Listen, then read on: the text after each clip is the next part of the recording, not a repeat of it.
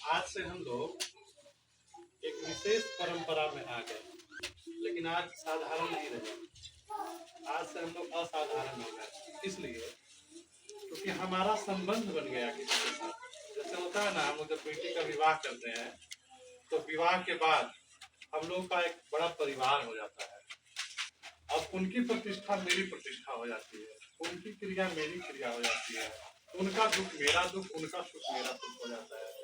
तो आज हम लोग हनुमान जी की आराधना की। हनुमान जी की इसलिए क्योंकि हमारे सनातन धर्म में हनुमान जी सबसे अच्छे भक्त हैं। भक्त कहने का अर्थ है, बहुत ध्यान से ये सुनने की बात है।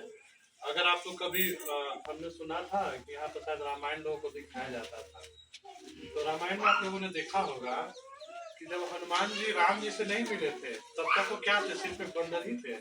सुग्रीव के यहाँ रहते थे हनुमान जी, सामान्य बंदर थे वो।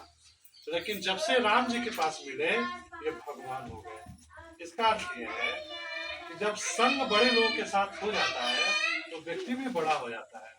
सुग्रीव जरूर राजा थे, उच्च स्तर के व्यक्ति थे, लेकिन सुग्रीव के पास इतनी सामर्थ्य नहीं थी कि सामान्य बंदर को भगवान बना दे।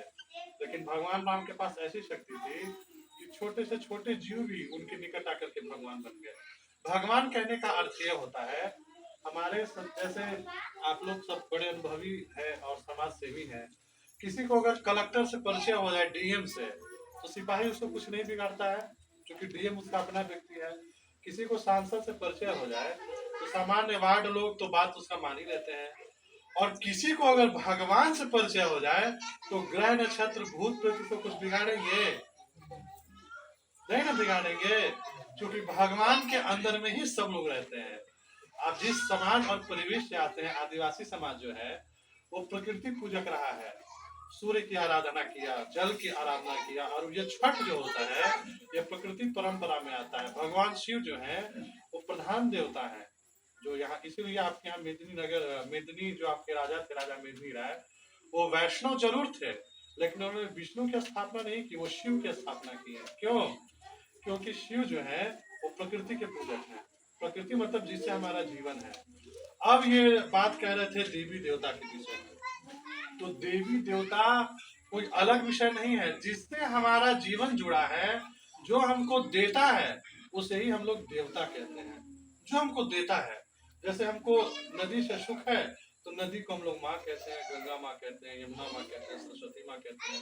वृक्ष से हम लोग को हवा मिलता है तो वृक्ष हम लोग कहते हैं कि भाई वासुदेव का आवास है। भगवान सूर्य से प्रकाश मिलता है तो सूर्य को हम लोग बाबा कहते हैं। धरती से हम लोग का संबंध है, धरती पर रहते हैं तो धरती को हम लोग माँ कहते हैं। तो जिससे हमारा संबंध हो जाता है, वो देना जानता है, उसको हम लोग देवता कहते हैं। तो अब रही बात सबको आमंत्रण देने की, तो हमारे यहाँ देवता कौन कौन हो जाते हैं? पितृ। पितृ कहने का अर्थ है जिनका शरीर छूट गया, जैसे हम आपके दादा परदादा, जिनका शरीर छूट गया, जिन्होंने समाज में कुछ दिया है, उसको भी हमारे यहाँ देवता ही कहा जाता है। जो आपके घर में या गांव में जो देवी देवता है उनसे रक्षा होता है परंपरा संस्कार का, वो भी देवता ही कहे जाते हैं। अब रही बात आमंत्रण की, तो एक बात आप लोगों ने देखा होगा कि एक बार कोई परीक्षा लेने के लिए कार्तिक जी और गणेश जी को कहा कि जो सबसे पहले भ्रमण करके आएगा पहले उसको हम विवाह करेंगे। आप लोगों ने कथा सुनी है? सबसे पहले भ्रमण करके आया तो कार्तिक जी पृथ्वी की परिक्रमा करने लग गए, और जो गणेश जी थे वो माता पिता की परिक्रमा कर दिए। तो माता पिता अर्थात भगवान शिव और माँ पार्वती को, हम लोग भले कहीं और न गए हों लेकिन शिव और माँ पार्वती सर्वश्रेष्ठ देव हैं। जब इन्हीं का हम लोग परिक्रमा कर दिए तो सबका पूजा और आमंत्रण हो गया। ठीक है, इसलिए कंफ्यूज आप लोग मत रहिए कि हम लोग वहां नहीं गए, वहां नहीं गए, वहां नहीं गए। जैसे है ना कि अगर हम लोग डीआईजी को बुला लेंगे तो एसपी यहाँ पर पहले आ जाएगा। डीआईजी को, जैसे मुख्यमंत्री को बुलाना है तो आपके विधायक सबसे पहले यहाँ आ जाएंगे। तो जब हम लोग शिव को ही आमंत्रण दे दिए, हनुमान जी को ही आमंत्रण दे दिए, तो कुल देवता हमारे जो है, कुल देवी जो है वो सब मान गए। क्योंकि जब बड़े लोग का आमंत्रण हो जाता है तो छोटे लोग सहमति स्वीकार कर लेते हैं।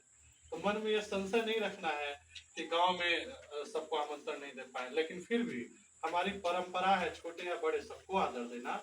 इसलिए सब तक निमंत्रण जो छपा है, जैसे विवाह हम लोग क्या होता है तो लोग निमंत्रण देते हैं ना, तो वो कार्ड सब जगह पहुंच जाएगा। ऐसे भाव से तो हम लोगों ने सबका वहाँ जो पूजन हुआ है, आप कल्पना करिए, आप बहुत ध्यान से सुनिएगा। पूजन हो रहा था झंडा के पास, तो लोग क्या कह रहे थे? गंगा च यमुना च सरस्वती गोदावरी माँ कह रहे थे।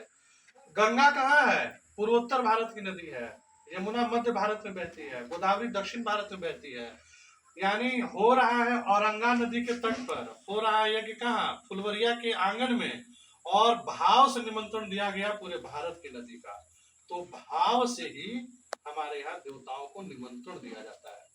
तो भाव के साथ हम लोगों ने भ्रमण कर लिया, भगवान का संकीर्तन कर लिया, तो सबका निमंत्रण हो गया और सबके साथ हमारा संबंध जुड़ गया। इसलिए हम लोग जब यज्ञ करने लगे, आज से चले हैं, तो इस बात का स्मरण रहे कि यज्ञ सिर्फ एक देवता का नहीं है कि कोई एक व्यक्ति का पूजन है। यज्ञ है जैसे पिता, अगर कल्पना करिए इसमें से कोई हमारा मित्र है, तो मित्र से अगर हम प्रेम कर रहे हैं तो मित्र के गाड़ी से भी हमको प्रेम करना होगा। अगर गाड़ी खराब हो जाएगी तो मित्र भी नाराज हो जाएगा। उसी तरह से भगवान लक्ष्मी नारायण जो है, जिसका यज्ञ हो रहा है, उसी की हम सब लोग संतान है, शिव पार्वती की ही संतान है, भगवान की ही संतान है। इसलिए इस यज्ञ में प्रयास करना है कि किसी को कोई कष्ट ना हो। ऐसा नहीं है कि भगवान को खुश करने में घर में झगड़ा हो जाए, द्वेष हो जाए, मांस मुद्रा हो जाए, विशेषकर घर के पत्नियों को गाली न दिया जाए, बेटी को गाली न दिया जाए, नाना प्रकार के अपशब्द न निकाला जाए, मांस मुद्रा न खाया जाए, किसी जीव को कष्ट न पहुंचाया जाए। क्योंकि यदि कष्ट थोड़ा भी किसी जीव को पहुंचा तो फिर वो यज्ञ पूर्ण नहीं माना जाता है। महाभारत में भगवान कृष्ण ने जब यज्ञ हो रहा था, महाभारत युद्ध के बाद, तो यज्ञ हो रहा था, तो उस यज्ञ का यही उद्देश्य था कि इतने लोगों का खून बहा है तो शांति कैसे होगी। तो ठाकुर जी ने कहा, भगवान नारायण ने, कि एक बड़ा अश्वमेध यज्ञ कराओ। तो जब अश्वमेध यज्ञ हुआ, तो उस अश्वमेध यज्ञ के बाद भगवान नारायण ने कहा कि आपको सदगति नहीं मिली। तो पूछा युधिष्ठिर ने कि हम इतना बड़ा यज्ञ किए, किसी को कोई कष्ट नहीं दिया, तो यज्ञ हमारा पूर्ण क्यों नहीं हुआ? तो उन्होंने देखा कि जहां पर वो आहुति दे रहे थे उसी के नीचे कोई गिलहरी अग्नि से उस पर छींटा पड़ गया था, उसका कुछ बाल जल गया था गिलहरी का। तो भगवान ने कहा कि यज्ञ में इसकी क्षति हो गई। तो इस बात का स्मरण रहे कि किसी की क्षति ना हो, वाणी से क्षति ना हो, मन से क्षति ना हो, शरीर से क्षति ना हो, कोई भाव से किसी के मन को दुखी न किया जाए, तभी यज्ञ पूर्ण होता है। आज से हम लोग सब लोग संकल्पित हो गए हैं और कमर कस के इसमें हम लोग आयोजन को करेंगे। जितने यहाँ लोग बैठे हैं माताएं, प्रयास करना है कि कल से, आज भर तो हनुमान जी का हो गया पूजन और चालीसा, कल से जैसे आप घर पर दिया जलाती हैं, घर पर दिया को जलाते हैं कि नहीं? जलाने लगे? कुछ लोग कह रहे थे कि यहाँ तो दिया ही नहीं जलता है। तो यदि नहीं जलता है तो ये परंपरा बनाइए कि घर में सांझ के पहर दिया जले। दिया बहुत अच्छी चीज है। जब घर पर दिया जलाएंगे तो यहाँ हनुमान जी को भी रोज आकर के आपको दिया जलाना होगा। क्यों? क्योंकि अभी आपका भी कार्य हो गया। रोज आना है, रोज यहाँ कथा होगी, रोज हनुमान चालीसा का पाठ होगा, रोज प्रसाद का वितरण होगा और ये 7 नवंबर तक होगा। इसलिए, और हर घर से प्रसाद आएगा। आज इनके घर से प्रसाद, तो कल उनके घर से प्रसाद, परसों उनके घर से प्रसाद। तो ऐसा चयन हो जाएगा कि 1 महीना में किस किस घर से प्रसाद आएगा। तो प्रसाद उसी के घर से आता है जिस घर का अन्न बहुत शुद्ध हो, मतलब उस घर में मांस न बनता हो। तो प्रयास, चूंकि हो सकता है प्रसाद कल आपके घर से भी आ जाए, तो जिसमें मांस बना है उसमें प्रसाद कैसे बनेगा? वो तो ठीक नहीं लगेगा। इसलिए प्रयास करना है कि आज से मांस मुद्रा पूरी तरह से बंद हो जाए। अब हम सब लोग भगवान के हो।